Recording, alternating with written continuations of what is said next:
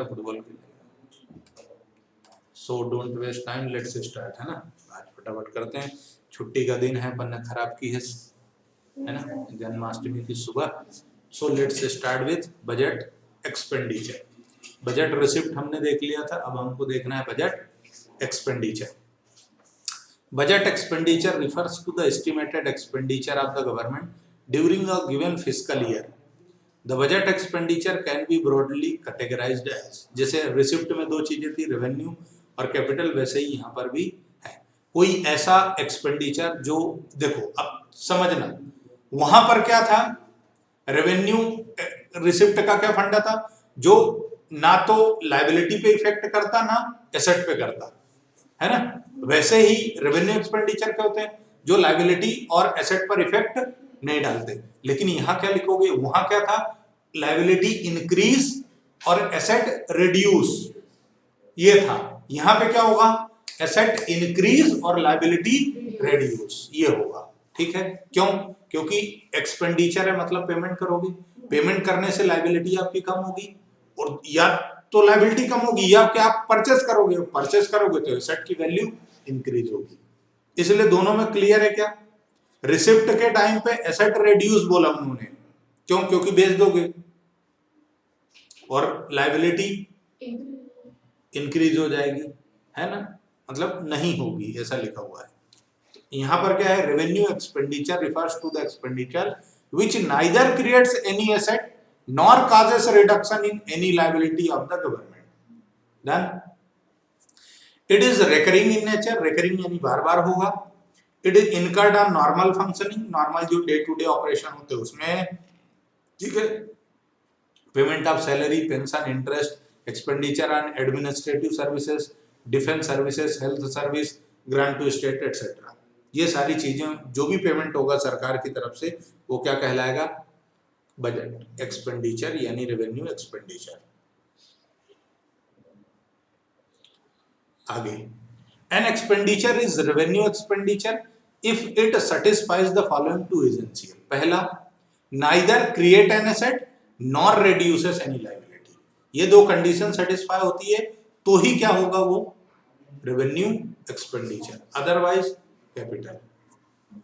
ठीक है, capital expenditure पे है तो ये क्या बोलेगा, capital expenditure refers to the expenditure which either creates an asset or causes a reduction in the liability of government.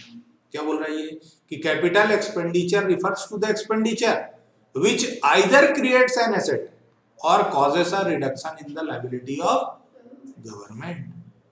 या तो ये एसेट क्रिएट करेगा या फिर गवर्नमेंट की लायबिलिटी को कम कर देगा, ये नॉन रिकरिंग होगा, है ना। उसके बाद लॉन्ग टर्म बेनिफिट के लिए होगा।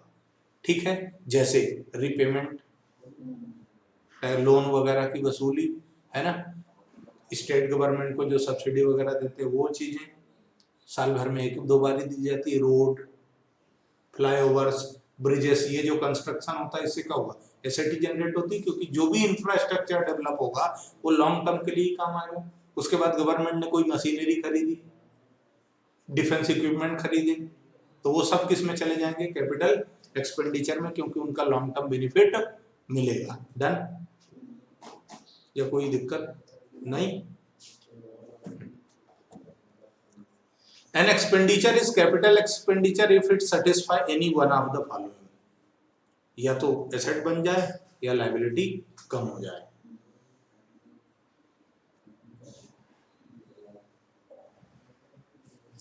देखो कुछ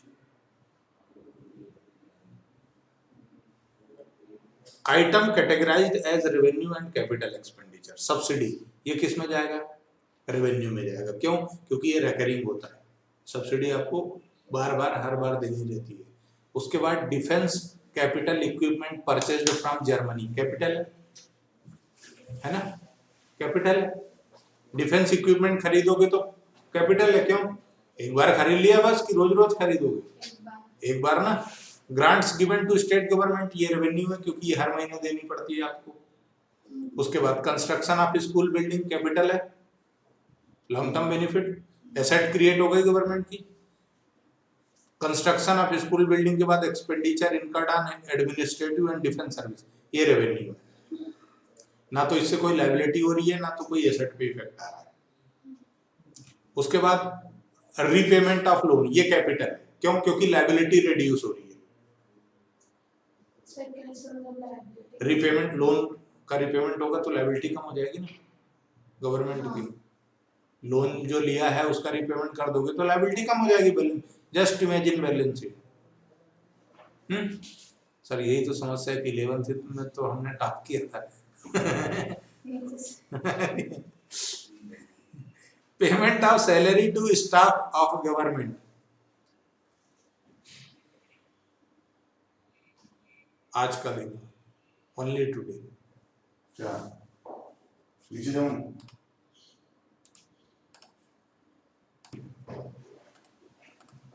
चलिए देखो, payment of salary to staff of government hospitals, ये भी रेवेन्यू है। सैलरी स्टाफ को दोगे तो रेवेन्यू ही है ना। कौन सी लायबिलिटी क्रिएट हो रही, कौन सी एसेट वो हो रही है, कोई फर्क नहीं पड़ा। फिर purchase of 200 cranes for the construction of flyover, crane खरीदी है, एसेट क्रिएट हो गई, इन्वेस्टमेंट है ना। तो ये क्या है? कैपिटल है। बहुत बढ़िया, इतना तो सफिशिएंट है ना। पर ध्यान रखना, फंसोगे यहीं तुम लोग, है ना, क्योंकि भावुक हो जाओगे। टाइप्स ऑफ बजट कैसा है? बैलेंस्ड बजट, सरप्लस बजट और डेफिसिट बजट, है ना। बैलेंस्ड बजट मतलब जब आपका रेवेन्यू और एक्सपेंस दोनों क्या हो, इक्वल हो, तो बैलेंस है। सरप्लस मतलब रेवेन्यू ज्यादा है और एक्सपेंस कम है। डेफिसिट मतलब रिवर्स कर दो, एक्सपेंसेस ज्यादा है और रेवेन्यू कम। डन? कुछ दिक्कत? Measures of government deficit, deficit सरकार को कितना घाटा हुआ ये कैसे मेजर करोगे?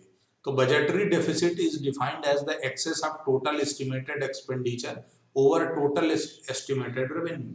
एक्सपेंसेस जो हैं गवर्नमेंट के उसमें से माइनस कर दिया रेवेन्यू, जो बचा वो क्या है? डेफिसिट है, गवर्नमेंट का लॉस है। When the government spent more than it collect, then it incurs a budgetary deficit. जब गवर्नमेंट खर्च ज्यादा कर देती है और उसको रेवेन्यू कम आता है तो वही क्या होता है? डेफिसिट होता है। रेवेन्यू डेफिसिट, फिस्कल डेफिसिट और प्राइमरी डेफिसिट वेरी इंपॉर्टेंट। और 6 नंबर में मतलब 3 नंबर में आ जाए तो कोई अंदेशा नहीं है। एक एक नंबर में 3 क्वेश्चन है, कैलकुलेटिव पार्ट है, बहुत ध्यान से देखना। इनके फार्मूले याद रखना। Budgetary deficit, revenue deficit, revenue deficit का फार्मूला क्या है? Revenue expenditure minus revenue receipt, revenue expenditure minus revenue receipts. Fiscal deficit में क्या है? Total expenditure minus total receipt excluding borrowing, ये ध्यान रखना। फिस्कल में क्या होता है? बोरोइंग्स इंक्लूड नहीं होती है। प्राइमरी डेफिसिट मतलब fiscal deficit minus interest payment. फिर से देख लो, रेवेन्यू मतलब, रेवेन्यू डेफिसिट मतलब revenue expenditure minus revenue receipt. Fiscal deficit मतलब टोटल एक्सपेंडिचर, टोटल एक्सपेंडिचर मतलब revenue expenditure plus capital expenditure. Expenditure की बात हो रही है। टोटल एक्सपेंडिचर मतलब रेवेन्यू प्लस कैपिटल दोनों मिला के, उसमें से तुम्हें क्या माइनस करना है? टोटल रिसिप्ट मतलब कैश, मतलब रेवेन्यू रिसिप्ट और कैपिटल रिसिप्ट दोनों पर क्या माइनस नहीं करना? बोरोइंग, बोरोइंग माइनस नहीं करना। ठीक है, डन। अब प्राइमरी डेफिसिट मतलब ये जो तुमने फिस्कल डेफिसिट निकाला, इसमें तुम्हें इंटरेस्ट पेमेंट माइनस करना है। यानी यदि तुम प्राइमरी डेफिसिट का दूसरा फार्मूला बनाने जाओगे तो क्या होगा? Total expenditure minus total receipt minus interest payment. Done? यही फार्मूला मैंने उधर शिफ्ट कर दिया फिस्कल डेफिसिट की जगह, है ना। क्लियर है क्या? आगे बढ़े चले। तो देखो, रेवेन्यू डेफिसिट, बस फार्मूला तुमने पढ़ लिया तो फिर कुछ पढ़ने की जरूरत नहीं है। इंप्लीकेशन समझो। Revenue deficit signifies that government's own revenue is insufficient to meet the expenditure on normal functioning of government department and provisions for various services। क्या कहना है इनका? रेवेन्यू डिफिसिट होने का मतलब क्या है कि गवर्नमेंट की जो नॉर्मल फंक्शनिंग है वो करने के लिए भी इनके पास पैसा नहीं है। ठीक है, इम्प्लीकेशन क्या होगा? It indicates the inability of the government to meet its regular and recurring expenditure in the proposed budget। क्या बोलना है इनका कि implication रेवेन्यू डेफिसिट का क्या है? इसका मतलब ये गवर्नमेंट की इनेबिलिटी है, गवर्नमेंट कैपेबल नहीं है अपने नॉर्मल एक्सपेंसेस को पे कर पाने में। ठीक है, यानी मैनेजमेंट सही नहीं है। बराबर। उसके बाद it implies that government is dissaving, that is government is using up savings of other sector of the economy to finance its consumption expenditure. इसका मतलब क्या है कि जो नॉर्मल रिकरिंग एक्सपेंसेस हैं उनके लिए भी गवर्नमेंट उन सेक्टर्स का रेवेन्यू इस्तेमाल कर रही है जो उसको सेविंग करना चाहिए। दूसरे सेक्टर की सेविंग को गवर्नमेंट नॉर्मल उसमें यूज कर रही है। It also implies that the government has to make up the deficit from capital receipt।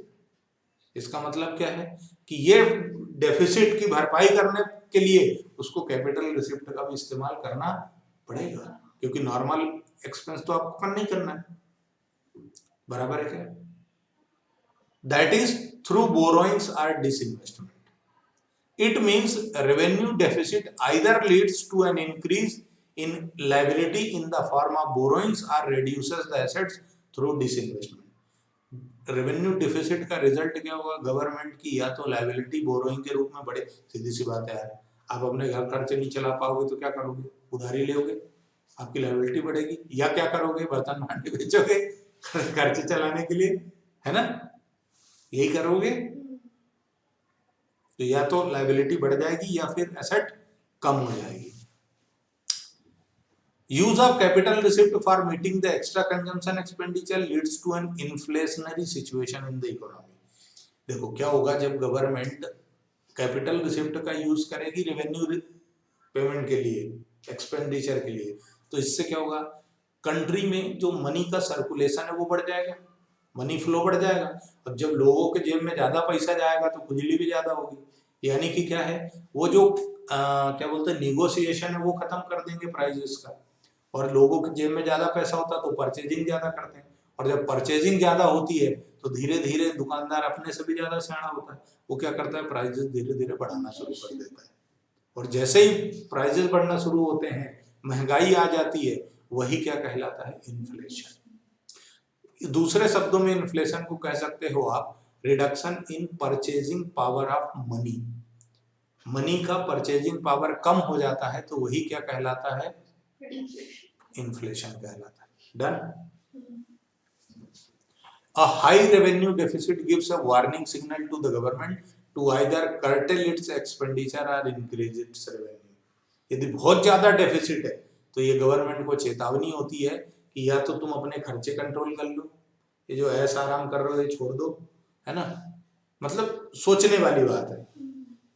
25-2600 रुपए में पूरे साल भर का रिचार्ज फ्री हो जाता है। फिर भी जितने भी एमपी और एमएलए होते हैं उनको 15,000 रुपए हर महीना मिलता है टेलीफोन अलाउंस, जो नॉन टैक्सेबल होता है। तो गलत है ये खर्चे बंद होना चाहिए। अच्छा, इस खर्चे बंद कैसे होंगे? जब लोग जागरूक होंगे, पर लोग जागरूक हो नहीं रहे हैं, है ना? ऐसे ही खाना कैंटीन में सब्सिडाइज्ड मिलता है एमपी और एमएलए को।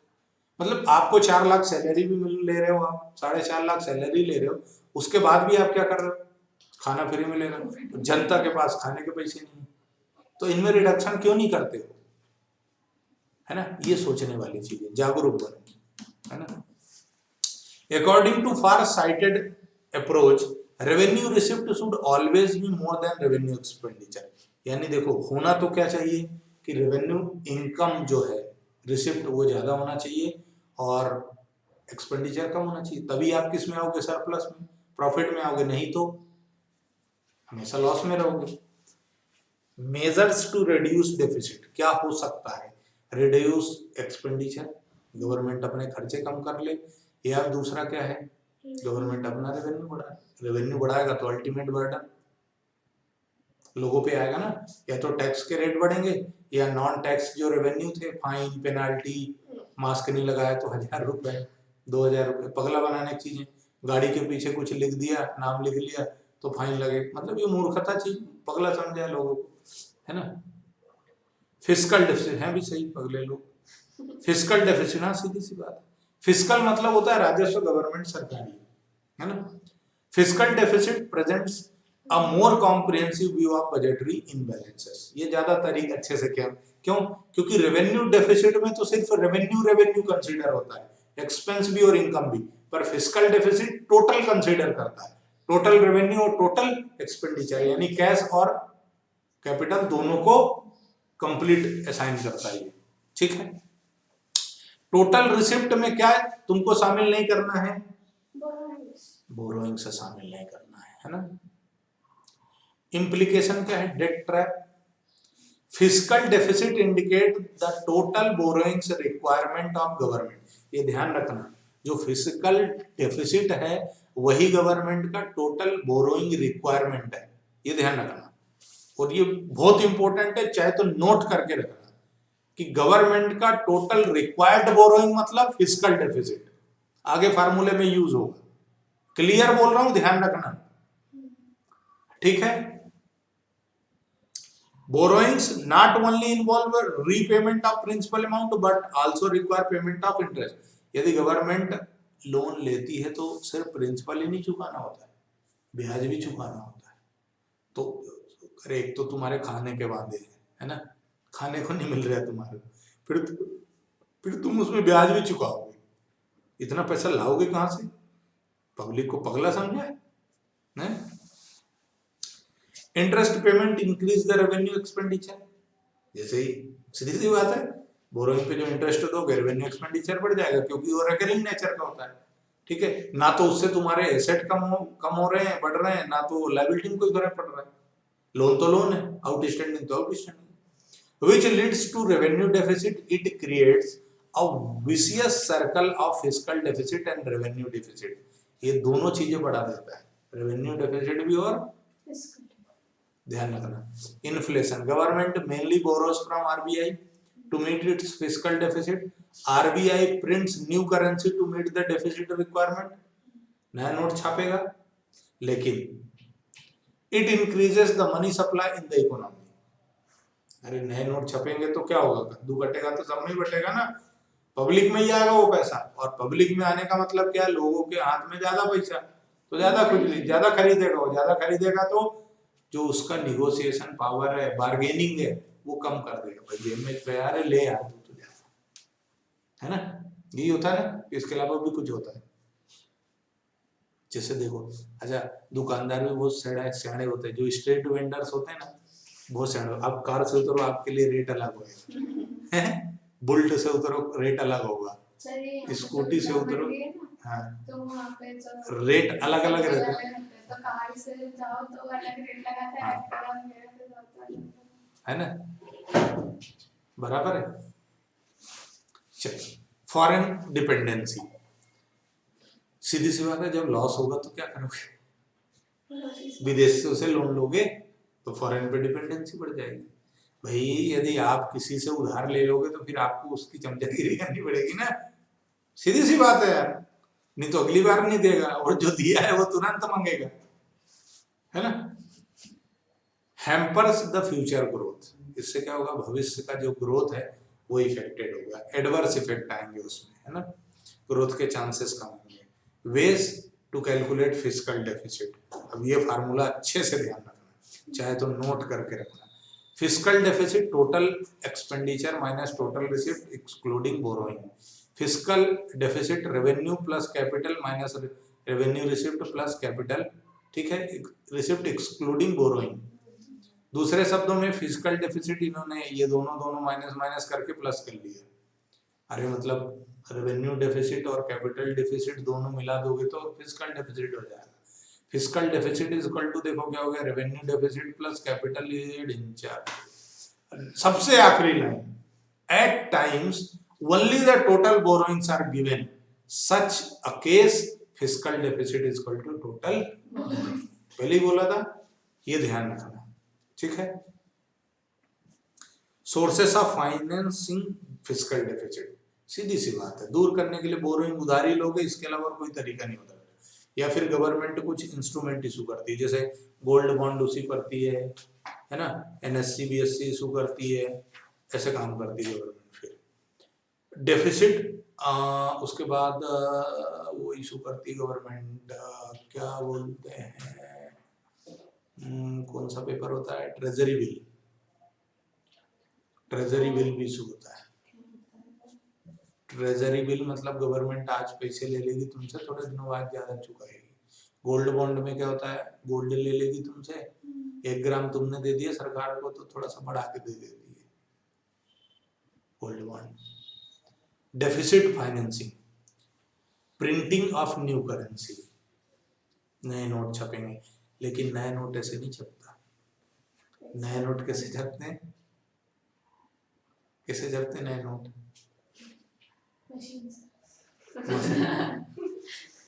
कहाँ से लिया, बोले दुकान से। अरे नए करेंसी कैसे छपती है, उसकी कंडीशन क्या होती है कि जितना गवर्नमेंट नई करेंसी प्रिंट करेगी उतना उसके बाद मेटालिक करेंसी होना चाहिए, मतलब या तो उतने का गोल्ड रिजर्व होना चाहिए, सिल्वर रिजर्व होना चाहिए, या फिर फॉरेन करेंसी रिजर्व होना चाहिए, तो ही छाप सकते हो। नहीं तो ऐसे छापना है तो कोई भी छापे ना यार, हर देश अपनी अपनी जान दो आन दो। ये दिए जा रहे हैं, बोले हट। सर तो इतना सोना और चांदी लाएंगे। हाँ, इसीलिए तो कंट्रोल्ड वे में काम होता है और एक्सट्रैक्शन होता है गोल्ड का। खदानें क्यों होती हैं, गोल्ड माइंस क्यों होती हैं, पेट्रोकेमिकल्स की खदानें क्यों होती हैं, कोयला वेला, ये सारी चीजें, तो उतना रिजर्व मेंटेन करना होता है, इसीलिए तो लोन लेते, नहीं तो नई करेंसी नहीं छापते सीधा, है ना। तो जो लोन देते हैं उनके पास कहाँ से आता है, उनके पास फॉरेन रिजर्व बहुत सारा होता है। देखो क्या होता है, चलो उसकी बात थोड़ी सी देर में करूंगा, है ना, याद दिला देना मेरे को आखिरी में, तो एक अच्छी चीज बताऊंगा। अब आए हम प्राइमरी डिफिसिट का क्या है, फिस्कल डेफिसिट मतलब इंटरेस्ट पेमेंट, और फिस्कल डेफिसिट मतलब टोटल बोरोइंग्स, है ना। इसका मतलब है सर कि प्राइमरी डेफिसिट निकालना है तो हम क्या करेंगे, बोरोइंग्स में से इंटरेस्ट पेमेंट माइनस कर देंगे, तो जो बचा वो क्या है, प्राइमरी डेफिसिट है। जो लिखा है वो तो सोचना ही, उसके अपोजिट भी सोचना है, तो तुम्हारा एग्जाम में अच्छा कर पाओगे। ऑब्जेक्टिव में तुम तभी अच्छा कर पाओगे जो लिखा है उसका अपोजिट सोचोगे, तभी तुम्हारा ब्रेन ट्रेन होगा, नहीं तो नहीं होगा, है ना, बराबर है। और एमपी बोर्ड वाले तुम तो चिंता ही नहीं करो, तुम तो मतलब खास लोग सरकार के, है ना, सगे हो तुम लोग, बाकी हम सब तो क्या है। Total borrowings requirement of the government includes the interest commitment on, ठीक है। इम्प्लीकेशन क्या होता है, it indicates how much of the government borrowing are going to meet expenses other than interest payment. इसका मतलब ये है कि प्राइमरी डिफिसिट ये बताता है कि गवर्नमेंट ने जो लोन लिया है उसमें से कितना इंटरेस्ट पे करेगी, ये तो ठीक है, पर इसके अलावा अदर देन इंटरेस्ट कितना उसको एक्सपेंस करना है, ये कहां से निकल के आता है, प्राइमरी डिफिसिट से। सो ए लो और zero primary deficit indicates that interest commitment have forced the government to borrow. यदि आपके पास प्राइमरी डिफिसिट है तो इसका मतलब क्या है कि गवर्नमेंट ने जबरदस्ती लोन लेना पड़ा। Primary deficit is the root cause of fiscal deficit. Primary deficit basic है किसके लिए, फिस्कल डेफिसिट का।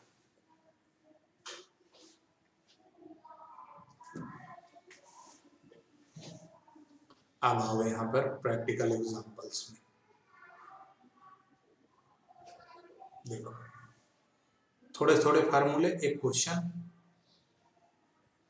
यूनियन बजट देके रखा है ना, रेवेन्यू रिसिप्ट कितनी है, करोड़ में है ना, 20 करोड़ 20 लाख 926, ये टोटल रेवेन्यू है। उसके बाद कैपिटल रिसिप्ट दी है, recovery of loan, other receipt और borrowing and liability, total receipt हो गई, टोटल एक्सपेंडिचर में रेवेन्यू और कैपिटल, टोटल हो गया। अच्छा ये तो मैच हो गया है ना। Calculation of various deficit, revenue में क्या करोगे, टोटल मतलब revenue expenditure minus revenue receipt, तो कितना है ये दिख रहा है।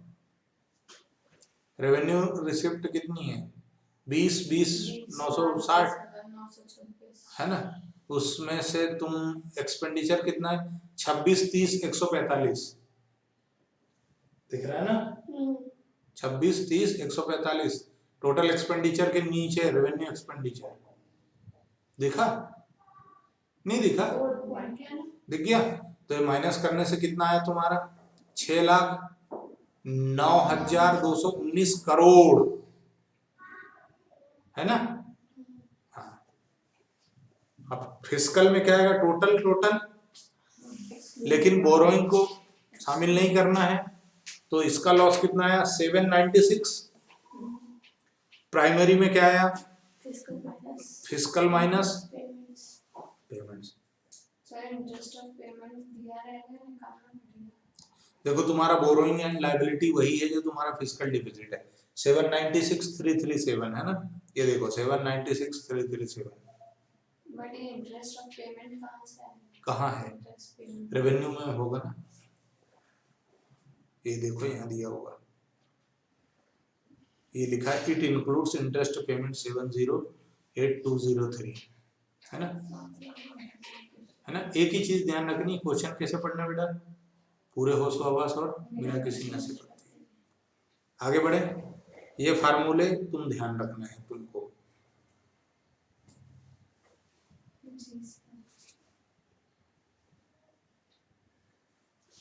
ठीक है, ये फार्मूले लगा करके ही जो होगा है ना। यार खुशी को खुशी मिली, कुछ एग्जाम्पल और देखो बच्चा, इन अ गवर्नमेंट बजट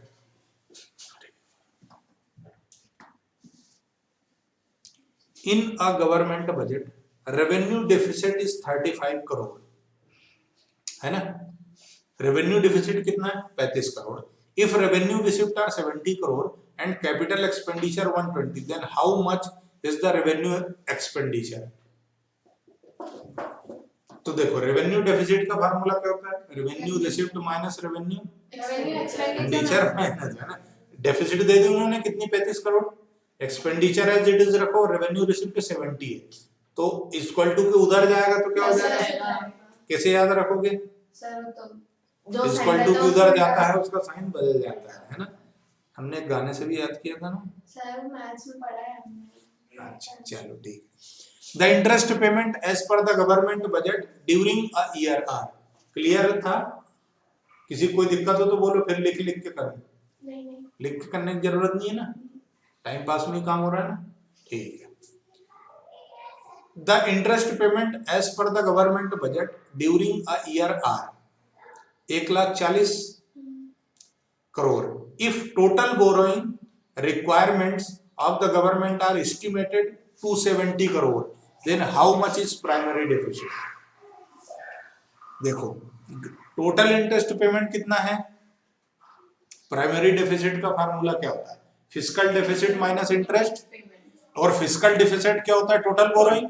हाँ, सीधी सी बात है, तो टोटल बोरोइंग 2,70,000 करोड़ में से क्या करो, 140 माइनस कर दो, जो बचा वो क्या है, सर तो 140 क्या है, इंटरेस्ट। हाँ 130। ठीक है, क्लियर है क्या भाई, 270 जो इन्होंने बोरोइंग दी है वही क्या है, फिस्कल डेफिसिट है। बाबू ने ताना खाया वाला याद रखना, दूसरा नाम फिस्कल डेफिसिट का दूसरा नाम क्या है, बोरोइंग, बराबर है क्या।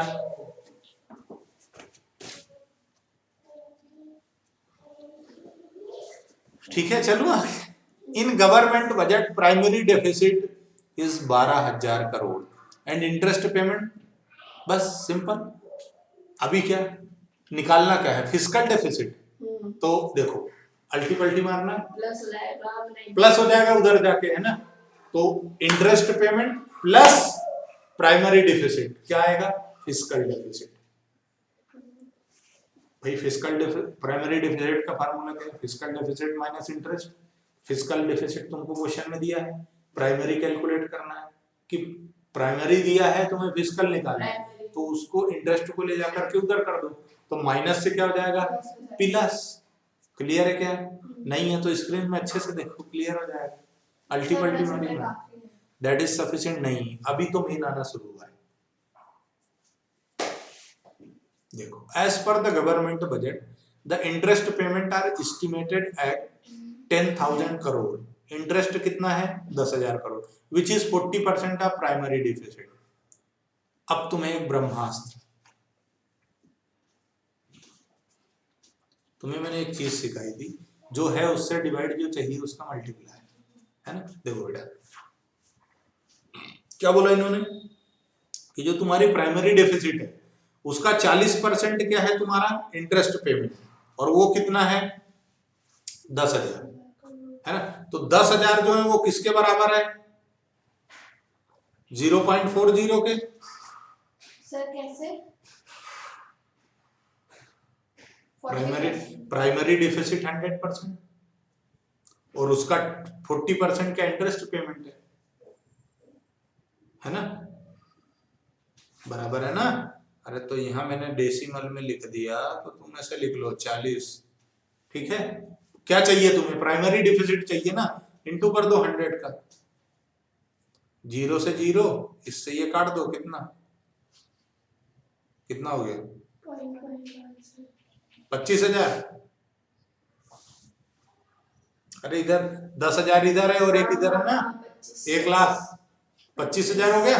प्राइमरी डेफिसिट तुम्हारा कितना है पीडी 25,000 बराबर है, प्लस कर दो इंटरेस्ट 10,000, तो टोटल कितना हो गया 35,000। ये 35,000 ही क्या है फिस्कल डेफिसिट, क्योंकि फिस्कल डेफिसिट का क्या फार्मूला होता है, primary deficit plus interest payment. Clear है क्या कि नहीं है, सही है, देख लेना भैया, नहीं बनेगा तो पूछ लेना। अभी यहां पे देखो सब निकालना है, capital receipt net of borrowing, यानी यहाँ पे बोरोइंग शामिल नहीं है। Revenue expenditure, interest payment, revenue receive, capital expenditure. Sir उसमें बोरोइंग नहीं है, जो फिस्कल डेफिसिट होगा वही बोरोइंग। फिस्कल प्राइमरी सब निकालना निकाल लोगे क्या, निकाल लेना। अब मैं एक आप देख लेता हूँ, और एडजस्टमेंट वाले होंगे तो ठीक है, अदरवाइज दैट इज सफिशिएंट, कोई परसेंटेज वगैरह में नहीं है, ठीक है। चलो ये पार्ट हम यहीं खत्म करते हैं, हम मिलेंगे अगले हिस्से में अगले चैप्टर के साथ। तब तक के लिए टाटा बाय बाय, धन्यवाद।